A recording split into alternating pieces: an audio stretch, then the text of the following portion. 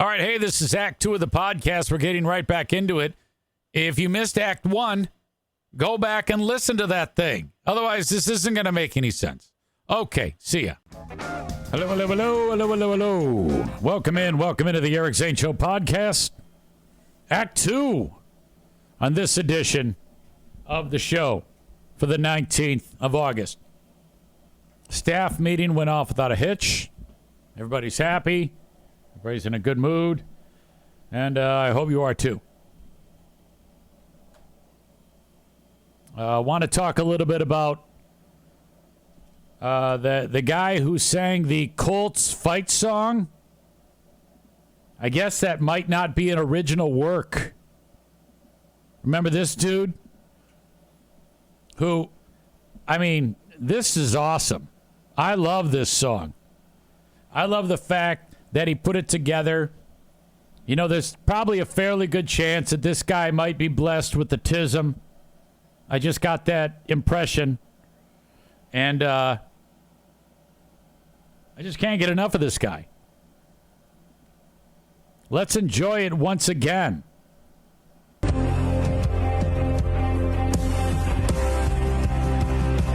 This is our Colts. This is our team. We bleed blue. This is our Colts. Whether win or lose, we love them. For the shoe, beat the Broncos. Let's show them who the real horse is. This is our team. Go Colts.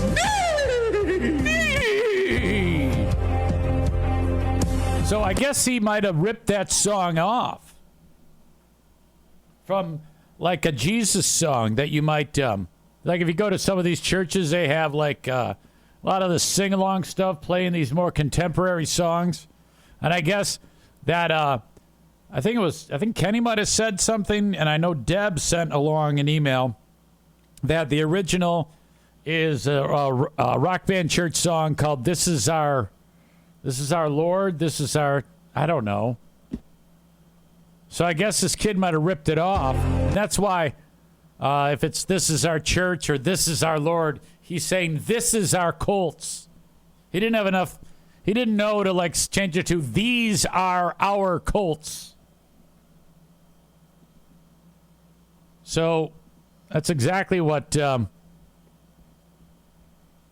the correspondence. I had the damn email. Now where the hell is it? Deb writes, I had to laugh when you played the Colts song on Patreon that was written by a fan. You and other listeners commented on the great tune and music. However, I recognize the tune immediately, and I'm sorry to say it is not original. It comes from a worship song called This Is Our God. I put the YouTube link below. The familiar chorus starts at about the 1 minute mark. I know you hate rock band worship songs, but I do actually love many of the more contemporary worship songs, unless they go all heavy metal. And she adds, since I do like this song, please try not to make fun of it. Song was made by Phil Wickham. This Is Our God. Kuiper says about the guy singing the Colts song, is that Joey? You mean like, hi guys, this is Joey. The wrestling dude. All right, so let's get into Phil Wickham.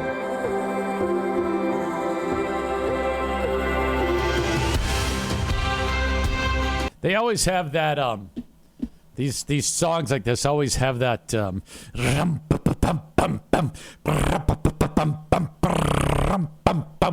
type of anthemic building and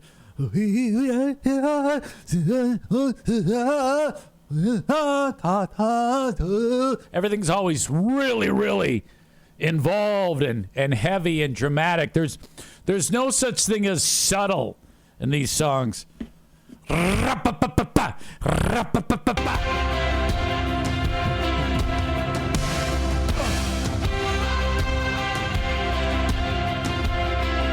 one machine is making all of that noise. Okay? Remember those walls that we called sin and shame? They were like prisons that we couldn't escape. But he came and he died and he rose. Those walls are up now.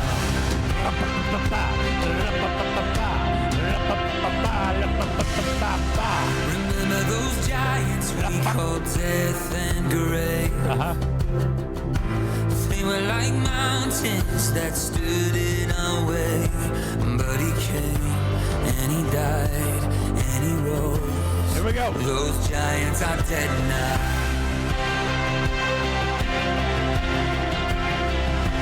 This is our cult. This is our team. We love them.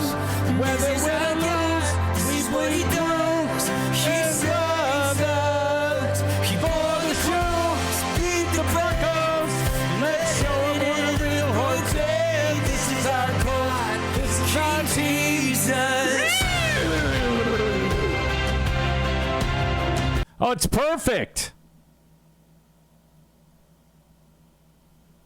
Your audio seems hot, Easy. Oh, I know. It has to be hot to get over that.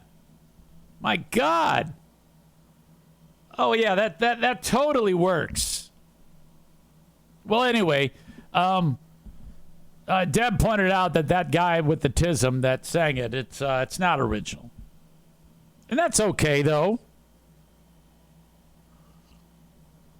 I think that the guy who made the original would be pleased to know that he's inspiring somebody. I will say without a doubt, though, that of all of the different styles of music that exists in the world today, I would listen to Kenny's metalcore before I would listen to the style of music that you would hear in Deb's church. I just can't handle it. I can't do it. Kenny says you got that correct, Easy. Well, thank you, buddy. It's true. 10 out of 10 times. If someone said metalcore or Phil Wickham, This Is Our God, I'm going to go metalcore. Can't do it. I don't know what it is about Christian music, but I think that the people that make the Christian music are blessed with the ability to forgive and love and think and help others, but they're the least gifted of music makers on the planet. They have no musical knowledge or ability. It's the worst thing that has ever happened to music. In fact, you can build an argument that music can be abolished, banned from existence, all music, because of the performance of anyone who makes that style of music like Phil Wickham. Rubbish, every bit of it. David in Hudsonville says the 3 ads that I just watched was better than that. David, I want you to subscribe to this podcast. I want you to link it up with your Amazon Prime. There, you just did it. I see it. You just subscribed with Prime. Because you watched the 3 ads, you said, oh, shit, I got to subscribe. There you go. I appreciate that. You helped me. You've done it for 18 months now. Despite my nonsense. You're still here after 18 months. That's fucking spectacular. There is nothing wrong with any of you that love Christian music like that. Contemporary Christian songs. But I want you to know that if I show up at one of those churches locally that looks like where the LA Lakers play, and they're playing one of those songs, and I look out and you guys have your hands up and you're swaying, singing the stupid song with your eyes closed, I want to throw up. Okay?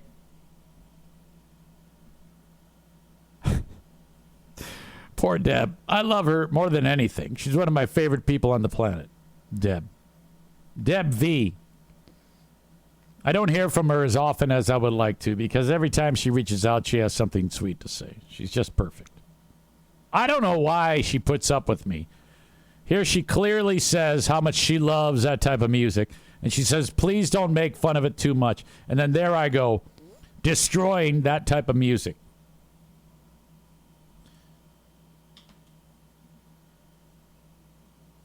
The only type of religious music I like are the Catholic hymns. And even those, if they overdo it, I can't handle it. I want one pipe organ. That's what I want.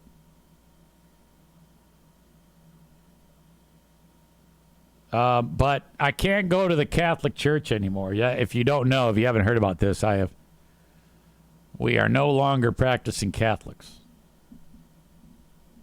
People might say to me, EZ, what denomination are you? I say, I'm a Catholic. They go, oh, okay. I go, yeah, but I'm not a practicing Catholic. I cannot be part of that organization. I have been a hypocrite for too long.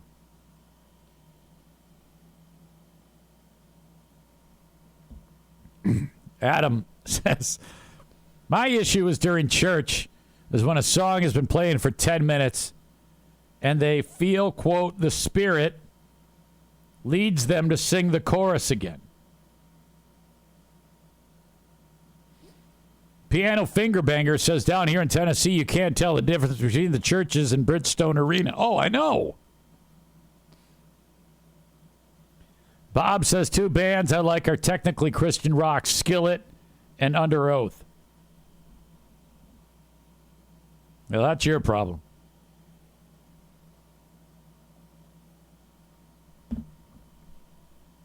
All right. So that's what's up. Colt's Kid, not original work. I want to discuss a little bit about the passing of Jack Russell from Great White. Now, I knew a little bit about Jack Russell from the station nightclub fire in West Warwick, Rhode Island, back in 2003, 2004. But in case you don't know, the band Great White, they got pretty popular in the late 80s, early 90s. Several hits, including their version of Once Bitten, Twice Shy. And probably about 6 to 10 other songs that were staples of rock radio. Jack Russell also does a phenomenal bang-up job on any Led Zeppelin song. In fact, he had released on Spotify an entire album of him doing Led Zeppelin covers live. Really good. Probably the best rendition of Zeppelin songs was by Jack Russell. He had some issues, personal issues, you know, the usual band breakup, this, that, and the other thing, to a point where he teamed up with the original guitarist of Great White and was touring under the name Jack Russell's Great White, while the rest of Great White was touring under Great White. Now, if it's me, I want to see Jack Russell's Great White, because to me, the one thing that can't be replaced is the voice. So he books a show in West Warwick, Rhode Island. In the time I told you about. That was the night of this issue. It was in February of that year. 03 or 04, I forget. I think 03.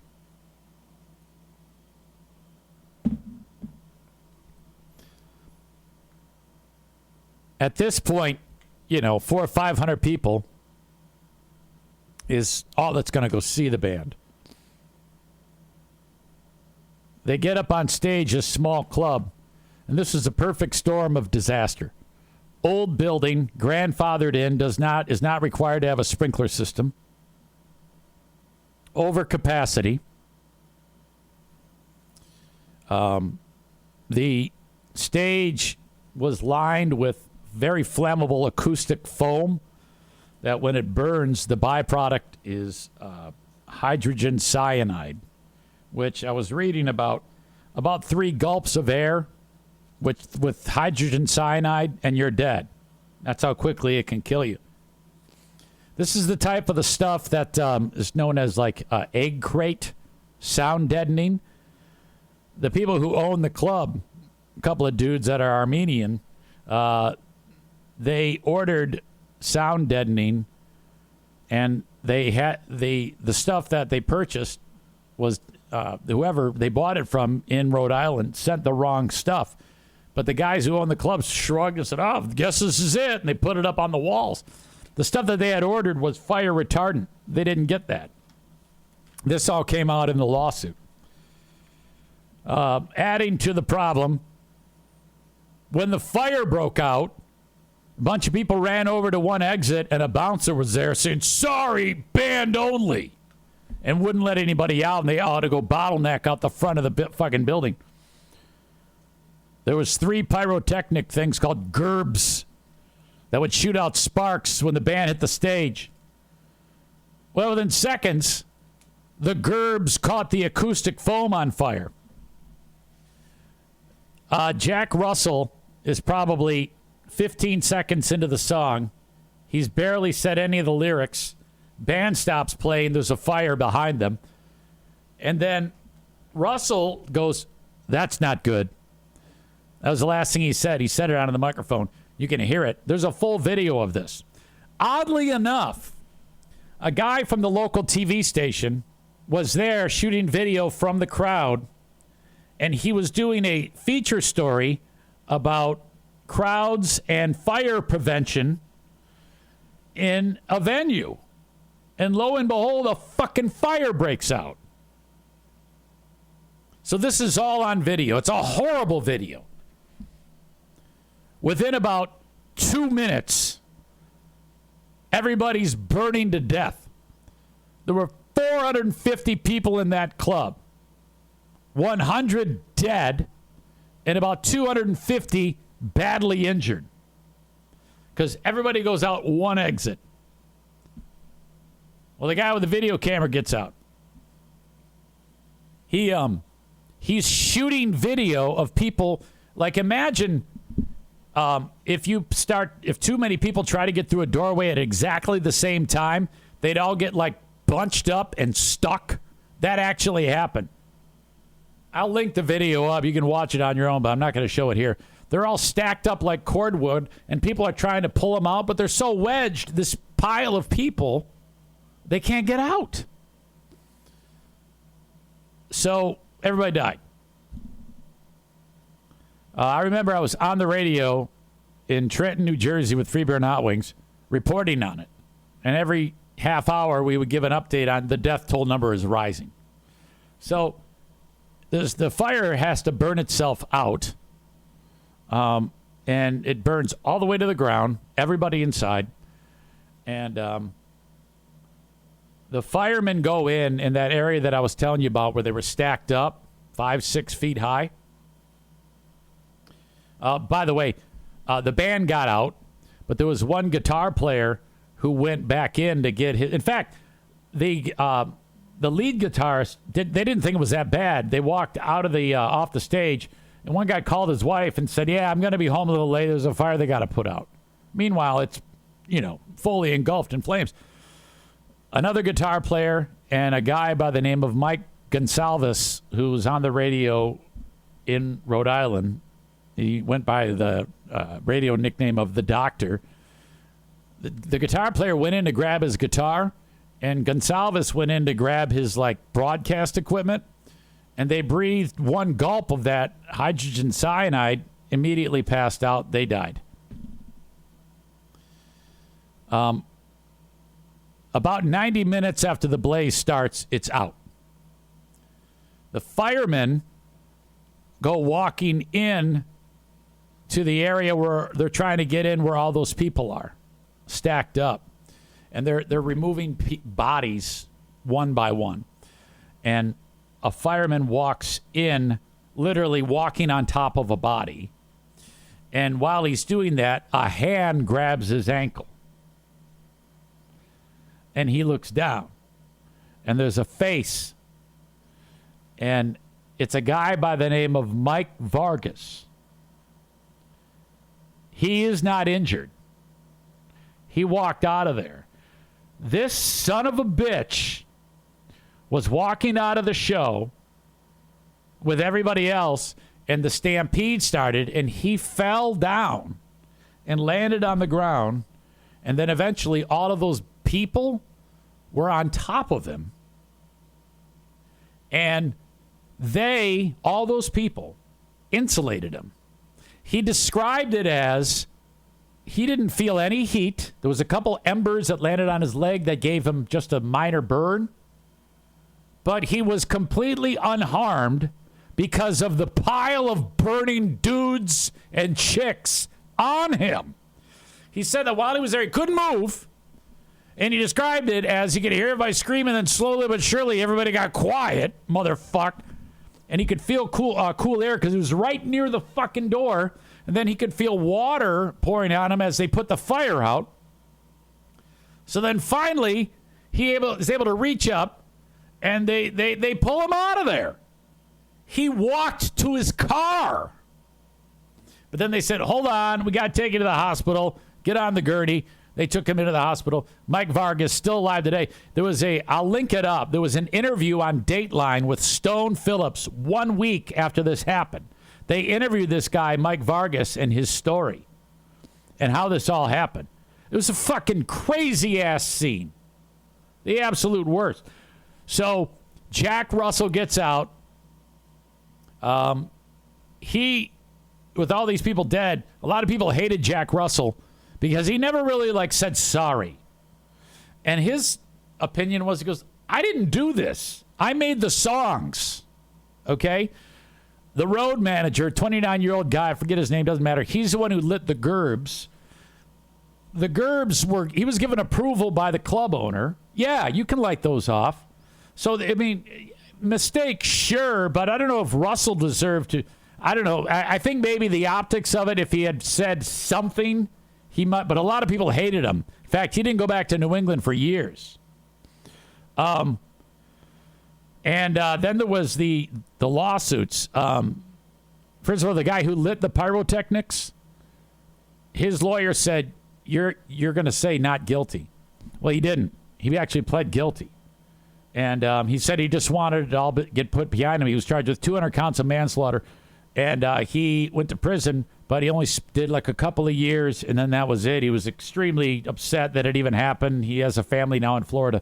The guys who own the club, they got a couple of years each. And then the lawsuits. The guy who was shooting the video from the TV station had to pay $20 million because they said that because he was shooting video of them dying, he could have put the camera down and helped. And they said that he was in the way. So they were being sued. TV station had to pay out $20 million. The radio station is Clear Channel, now known as iHeart. They had to pay out $20 million, which I don't know about this, because leading up to the show, they were saying, hey, come to the station. Go see Jack Russell's Great White. They had to pay out. So the lawsuits were through the roof on this thing. And now in the spot where the club is, there is a memorial that opened up a handful of years there. The club obviously gone. But what a scene. That was what happened to Jack Russell. Nothing was easy for that guy from the end of that show. He was only in his 40s then. He died at 63 on Friday. He went ahead and tried to do everything he did. The people who in Rhode Island and New England said that it was just a publicity stunt. He did one fundraiser, which raised $180,000 or something like that, and he gave the money to them. And then they said, we don't want it. And then he did another fundraiser, and this is where it got ridiculous. He did a fundraiser for the victims of the station nightclub fire. And I swear to God, I remember reporting this when I was on Free Beer and Hot Wings. It made $180. If you do a fundraiser for 100 people burnt to death and all you can raise is $180 because nobody knows who the fuck you are or cares who you are at this point, I think you kind of have to get out of the biz, right? God damn. Jeremy says, I lived in Connecticut when the station nightclub fire happened. It kind of sucks that that's the legacy of the band because they actually were a halfway decent band. I like Great White. I still listen to Great White. I played Great White on the air Friday on Q100 for Jack Russell. And I played some today, too. I love Great White. They're fucking cool. What a wild-ass story, though. I think the big fucking moment was the severity and how quick that fire spread. If you have never seen that and you are not of the faint of heart, okay, you must see that video. If you have the morbid curiosity like I do, oh my God. If I want to fall asleep, I'm going to watch the video of Station Nightclub fire. I know that sounds crazy. I know it. But I'm admitting it to you. I have this strange, morbid curiosity with those things. And it's getting worse. It's getting worse. I might start the night watching some 9/11 jumpers. Maybe a couple boats capsizing. You know, Station Nightclub. Any plane crashes. Yeah.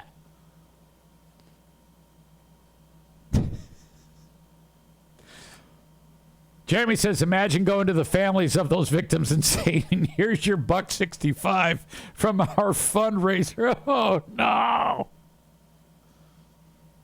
Oh, 2 members of your family died. Here's $3. God damn it. Piano Finger Banger says, hey, thanks. Now I can go buy a gas station Pop-Tart. I feel so much better. Son of a bitch. The world is weird. Hey, friends, it's your pal EZ with my latest and greatest marketing partner, Mint Mobile. I know a lot of you have been to the ringer when it comes to costs with big wireless. As you know, what you see is never what you get. You ever have that happen where you get in there and you're like, okay, they're like, you're going to get this, this, and this, and this, and then you pay us this. And you go, oh, yeah. And then like, you get the bill, and you're like, what the hell just happened? It's like bait and switch. And then you call in, and you realize that you're screwed. So you're like, oh, my God, I might as well just keep overpaying for this. Never again. Enter Mint Mobile. You never have to worry about the gotchas ever again. When Mint Mobile says $15 a month, when you purchase a 3-month plan, they mean it. I've done this. You should too. Say bye-bye to the overpriced wireless plans, jaw-dropping monthly bills, and unexpected overages. Mint Mobile is here to the rescue with premium wireless plans starting at $15 a month. My God! To get this new customer offer and your new 3-month premium wireless plan for just $15 a month, go to mintmobile.com/Zane. Mintmobile.com/Zane. Cut your wireless bill to $15 a month and give the other guys the big heave-ho. Mintmobile.com/Zane. All right, fine print time. $45 upfront payment required. That's equivalent to the $15 a month. New customers on first 3-month plan only. Speeds slower above 40 gigs on unlimited plan. Additional taxes, fees, and restrictions apply. See Mint Mobile for details. I don't know why, when that all went down, why would you, in an old building like the station, why would you make it so that they are grandfathered in to have less safety requirements? That doesn't make any sense. An old building made of old wood with a lower flash point. Yeah, because there were no fire extinguishers in the building, not one, and no sprinkler setup. Also, the alarm that they had there in that building did not go directly to the fire department. They had to call and say, "Hey, send the fire brigade." God damn. Truly a horrible, horrible thing. And you know, one more thing. Jack Russell himself was walking around the West Warwick downtown area because there weren't enough people there for there to be a lot of, a good showing. And he was giving away free tickets beforehand, the day of the show, saying, "Hey, come to our show. I'm Jack Russell." Can you imagine being the guy who's in front row? He's like, "Yeah, man, it sounds good. Oh, no, fucking shit."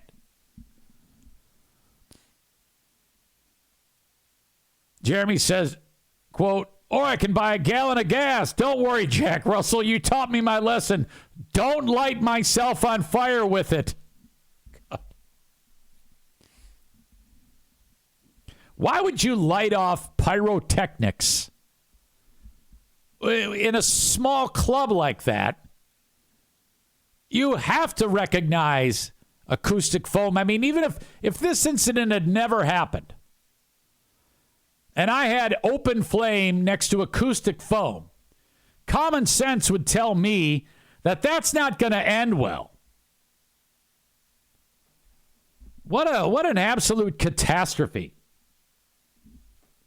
God damn. There was even one guy, a couple guys lived who literally were burnt to a crisp. There's one dude who both his hands burnt off. His one eye burned out, no hair, rebuilt face, lips, no ears, and he was being interviewed. He lived, and he got a hand transplant, so that he had that going for him. But this dude had the best attitude because he's one of these, well, I can't do anything about it. I might as well keep on living. Get to, what is that Red said from Shawshank? Get to living, get to dying, whatever the fuck. The guy got to living. He ended up getting married. And fucking, what do you call it? Had kids. Piano Finger Banger says, so he became RoboCop. Anyway, rest in peace, Jack Russell. All right. Yeah, I spent a lot of my time this weekend going over details, if you couldn't tell, about the West Warwick nightclub fire. It's fucking insane. Okay, I mentioned this earlier, and I wanted to get to it. Near where I live, Silver Lake Sand Dunes is a hot spot for people in motorcycles, side-by-sides, four-wheel drives. You get on there, and you just drive like fucking hell. And this fucker was riding his motorcycle. He's got his camera on the motorcycle. So we're able to see this from his angle. And we're also able to see it from a drone shot, which is all great.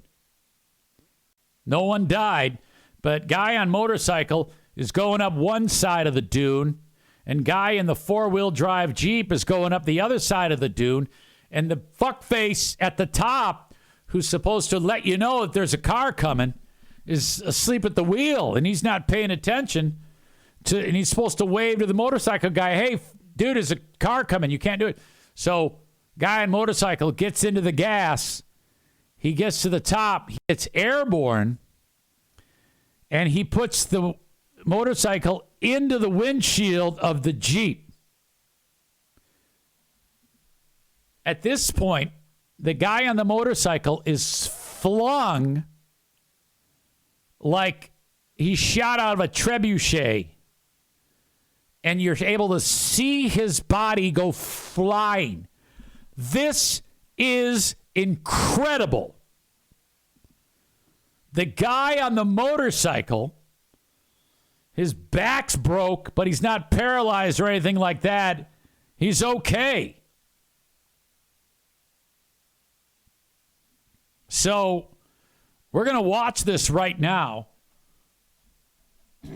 and check all this shit out. This is fantastic. o'clock Saturday afternoon at Silver Lake Sand Dunes.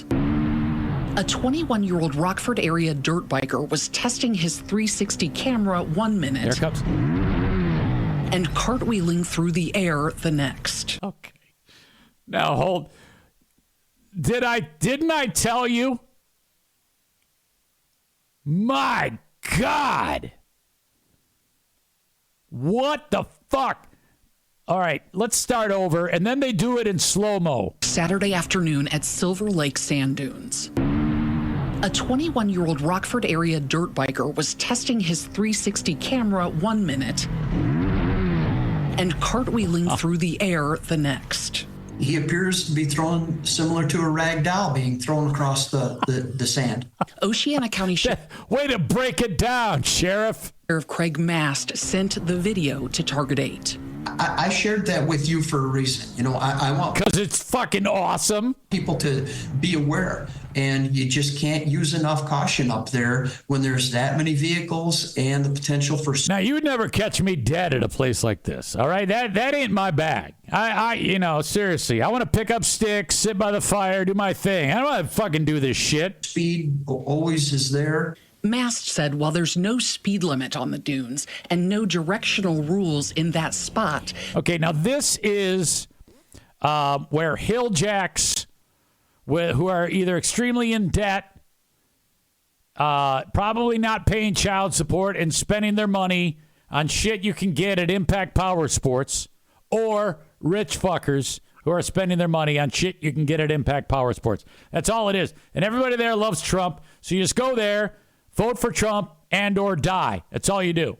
The dirt bike was going too fast, catching air as it crested the hill northbound, slamming into the windshield of a Jeep Cherokee about to crest the dune's backside. Oh, no. He cheated death right there.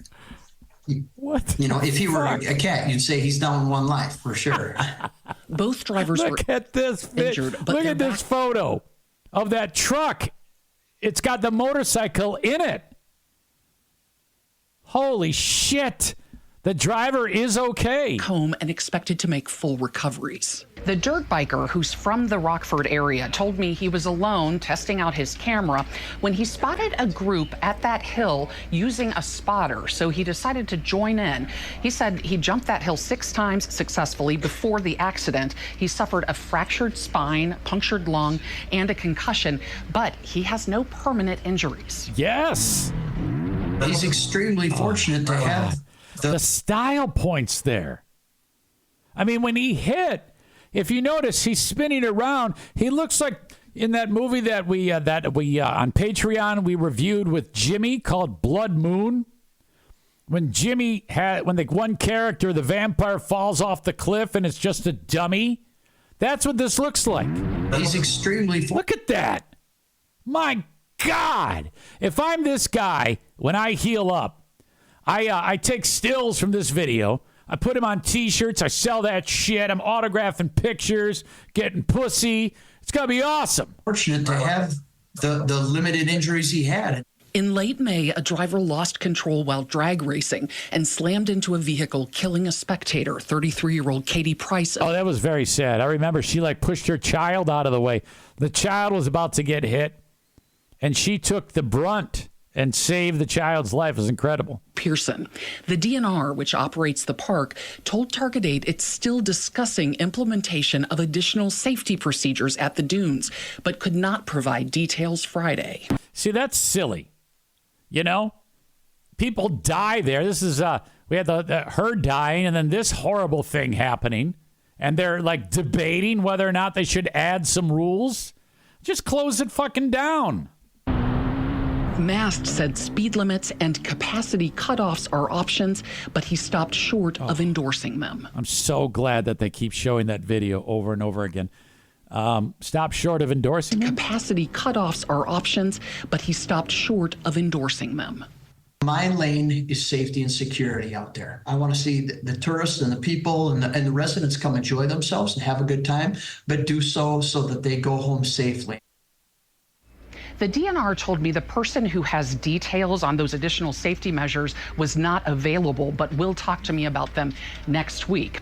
Meanwhile, the dirt biker told me he will make sure to have his own spotter in the future. He said he grew up in the dunes, knows you have to have your head on a swivel at all times, said he usually does a good job scouting and checking. I'm Target 8 investigator Susan Samples. You know, it's a damn good thing that that he caught air. You know, because had he just been like racing up the hill and then hit the front end of that thing, he just would have been smashed into oblivion. He would have been dead. Quote from Jeremy writes, quote, "I'm the safety guy, but I don't endorse any of these safety ideas." There is another video of the same video that we saw. It's from a drone. Up tonight, we have a new development and a Target 8 investigation. Target 8 brought you this video yesterday showing a dirt biker hurling through the air after colliding with an SUV at the Silver Lake Sand Dunes earlier this week. New tonight, we're flipping the perspective and hearing from the man behind the wheel of that SUV. News 8's Adriana Doria spoke to the driver about his terrifying day.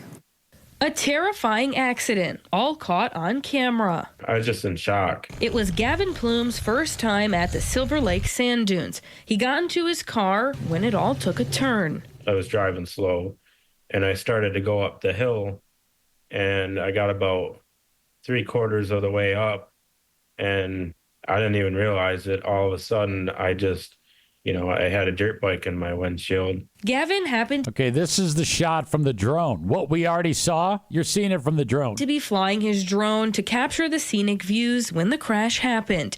He sent this video to News 8 that shows an aerial view of the accident. He was driving his SUV just before 5 p.m. on Saturday, August 10th, when all of a sudden a dirt bike rammed into his car. I think God. So I guess there's drones you have that will follow you, and that's his drone, which is just so cool to think about. So his drone is following him up the hill in a nice shot. Like he said, he's going slow. That's a nice vehicle. He probably doesn't want to fuck it up, I wouldn't take it out there in the first place. But anyway, you see that guy hit it. And then keep an eye on also all these guys that are standing around not spotting. SUV just before 5 p.m. on Saturday, August 10th, when all of a sudden a dirt bike rammed into his car. Wow. I think my visor came Look at all those guys. There's 20 guys there. And not one of them is spotting for him. down, hit me in my right eye, right above it, and I was seeing double. And then this guy, if that would have hit him squarely in the head, he'd be dead. and I had blurred vision in my right eye. The bike stopping at the windshield, but the driver of the dirt bike. To me, this is a lawsuit against the state of Michigan.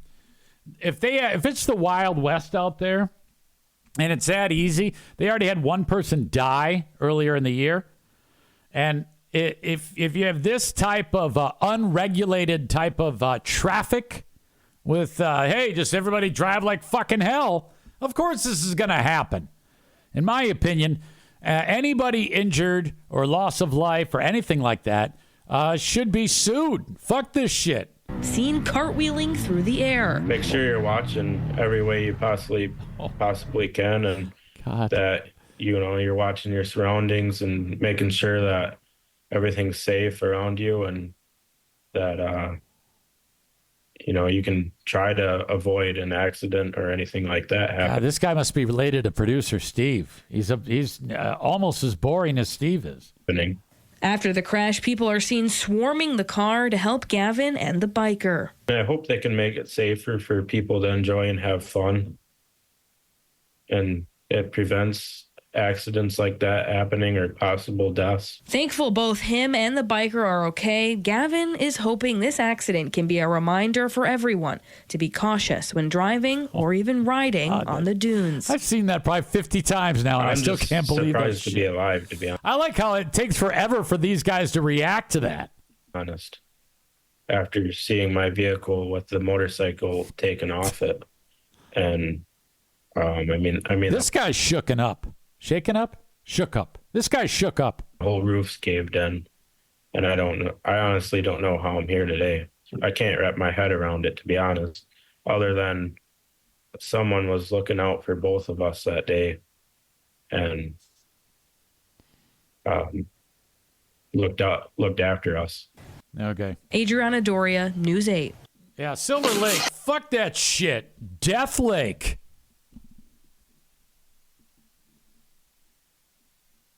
Chris says he sounds like Kevin in Muskegon. Remember that retard? Hey, Hurricane. It's time for your Hurricane Show podcast. Yeah, he's got kind of a foul mouth, but that's okay. It's time for the Hurricane Show.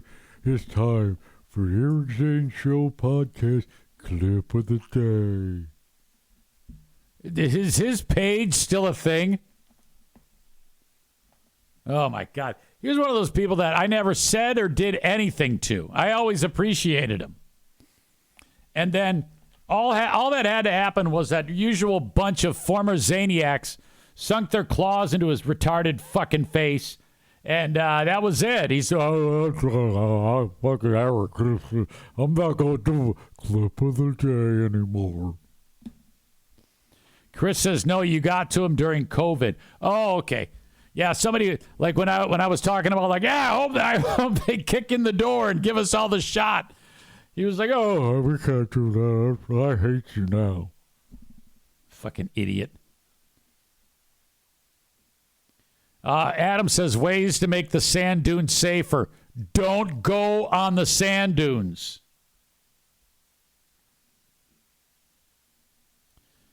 Piano Fingerbanger says, this guy made Steve sound like Kevin Hart. Also, Piano Fingerbanger says, how the fuck isn't that a one-way? You see, where I live, not only is the election going to be won and lost here where I live, it is also the home of the stupidest people that have ever walked the face of the earth. You know about the main hard living line. There's also several other hard living lines in and around where I live. Okay? And if you're on the wrong side of the hard living line, you're stupid. Bob says asshole of the day today is the guy in the Jeep. No way. No way. He was riding up slowly. It's either motorcycle guy or the spotters. The 20 fucking idiots who didn't spot for the dude. Those fucking morons are the assholes of the day. David in Hudsonville says that Sand Lake, where this is definitely on the wrong side of the line. Exactly.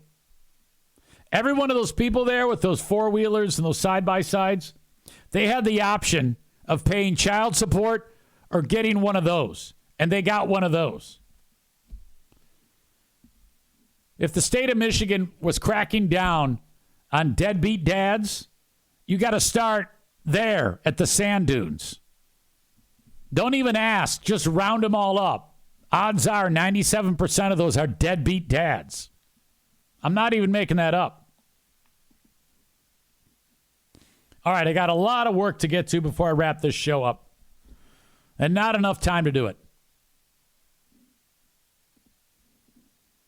First of all, Berlin Raceway. It was a washout last week. They're at it again this week. BerlinRaceway.com. Tickets are $14. 15 and under free. Parking free. Go to the races at Berlin. King's Room Barbershop. 3 locations. Northland Drive, Caledonia, and Wyoming at 821 36th Street. Haircut fit for a king for more than 50 years. A haircut is going to set you back $19 plus tip. They have all the fantastic hair care products for dudes or chicks who like short hair. That's all at King's Room Barbershop. Online at kingsroom.net. King's Room responsible for the amazing Easy Hair.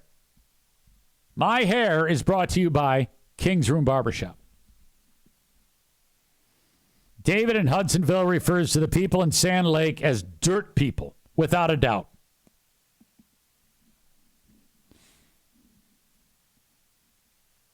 All right. Thank you to Frank Fuss. When it comes to planning for Social Security, Medicare, for someone you know or love, reach out to Frank Fuss. Head over to buyinsurancehere.com. That's buyinsurancehere.com. Frank can help you out with anything related to Social Security or Medicare. It doesn't happen on its own. You have to plan for that. Frank will do it for you, and you will not pay a dime. No matter where you are in the U.S., reach out to Frank today at buyinsurancehere.com. God bless Irvine's Auto Repair, Grand Rapids Hybrid and EV, 616-532-6600. ervines.com. That's ervines.com. They work on all cars, hybrids, EVs, you name it. If you're thinking about buying a car, take it over to Irvine's. Give it the old test drive. See if they give you their approval on it. They'll do that for you as well. 616-532-6600. I got an HVAC an HVAC specialist, A&E, heating and cooling. The immortal Joe Martinez at 616-516-8579. With these cool mornings, it's time to start thinking about getting that furnace tuned up. It won't be long. 616-516-8579 for A&E heating and cooling. The feds are going to lower the interest rate sometime soon, the next couple of weeks. That means interest rates are dropping, so get after it. Buy now, refinance later. In a couple of years, we'll be way down. 231-332-6505. Buy your dream home now and refinance it later. 231-332-6505. From no matter where you are in the U.S., the Mario Flores Lakeshore team of Van Dyke Mortgage can help you out with everything you need to get your home in order. Get your pre-approved mortgage today. And finally, Rick from TC Paintball invites you to check him out online, tcpaintballgr.com. So much fun to book an event at TC Paintball. Whether it's your workplace team building, bro friends, bachelor party, neighborhood kids, back to school party, TC Paintball, online at tcpaintballgr.com.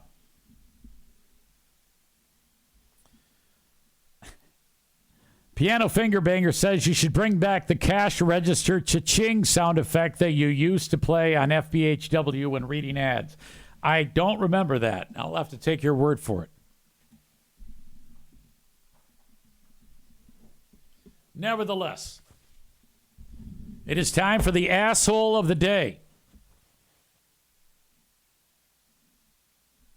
My last asshole of the day was car dealer boss number 1. At the place where I bought Madison's car, which I'm picking up today. Bellatrix _SO is here.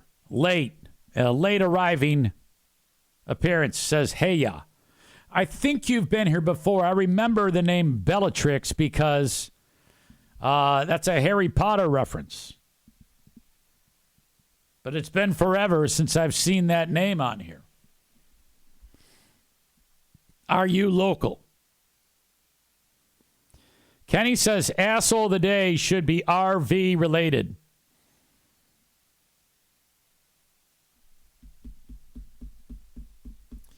Yeah, I agree.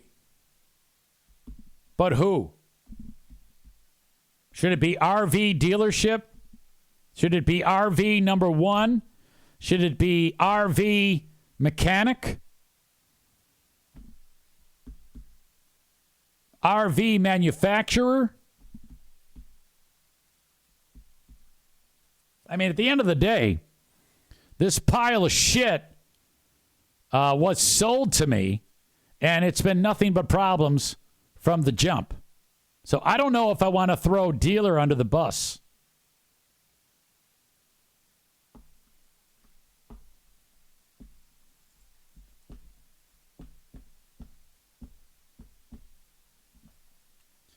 I'm going to go with who made the RV. And honestly, the only reason why I'm not revealing the name of the RV and throwing them under the bus is because I so much like the guy who sold it to me. I've known this guy for a decade. He's been nothing but sweet to me. But he is selling a worthless pile of shit product that I will never, ever buy again. And this is only compounded by the fact that the dealership does not seem to have the wherewithal and ability to repair the RV.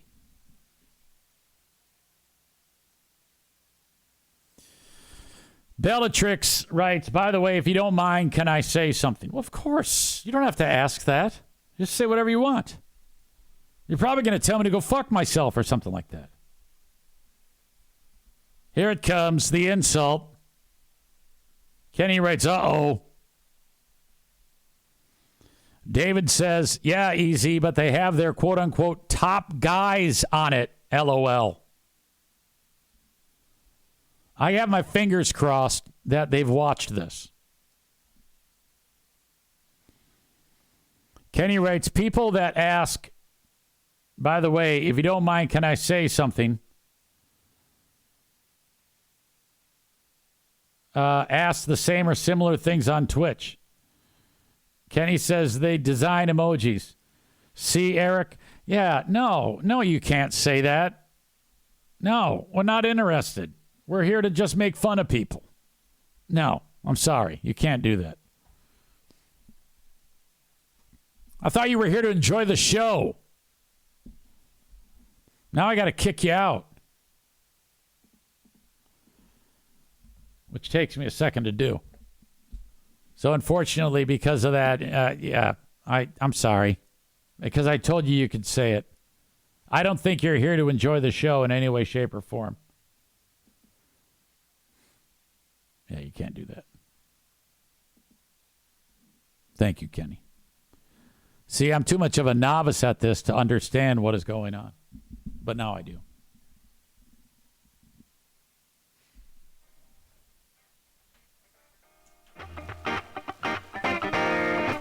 Well, that's it. Thank you so much for being here, folks. I'll talk to you down the road. Bye-bye.